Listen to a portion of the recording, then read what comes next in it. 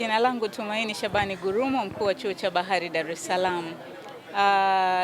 Chuo cha Bahari Dar es Salaam ni chuo cha elimu ya juu ambacho si chuo kikuu, na sisi tupo hapa Tanga, viwanja vya Usagara, kwa ajili ya kuonyesha bunifu mbalimbali ambazo wanafunzi wetu ama taasisi yetu imeweza kuzifanya katika kipindi hiki cha hivi karibuni, tukizingatia kwamba katika Dira 2050 suala la elimu na ujuzi na ubunifu vimepewa kipaumbele, na sisi tumejikita ama tumejipanga kuhakikisha kwamba katika shughuli zetu katika kipindi hiki tunapoanza utekelezaji wa Dira 2050 tunazingatia kufanya kwa bidii zaidi kuwapatia elimu ambayo inakubalika kimataifa, lakini pia katika elimu hiyo waweze kupata ujuzi. Kwa hiyo tunakuwa na vifaa ambavyo vinakubalika kimataifa pia vya kufundishia,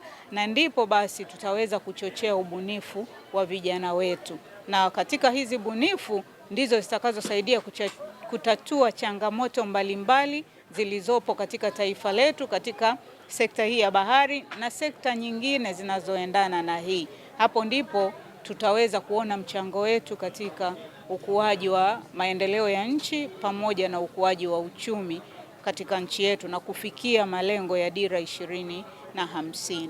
Na katika mambo mengine ambayo tunayafanya mbali na ubunifu na elimu na mafunzo, tunatoa elimu kwa njia ya makongamano. Tunalo kongamano letu maarufu, ni mwaka wa 5 sasa, tunaelekea kuwa na kongamano la uchumi wa bluu ambalo tunatarajia litafanyika kuanzia tarehe 7 mpaka tarehe 9 mwezi Septemba mwaka huu wa 2026. Na kongamano hili mwaka huu limekusanya wadau wengi kutoka nje ya nchi, pia taasisi za elimu za ndani na nje ya nchi, lakini pia wawekezaji kutoka ndani na nje ya nchi, na hivyo tunawaalika wadau wote wa uchumi wa bluu, na in fact hakuna ambaye haguswi na uchumi wa bluu.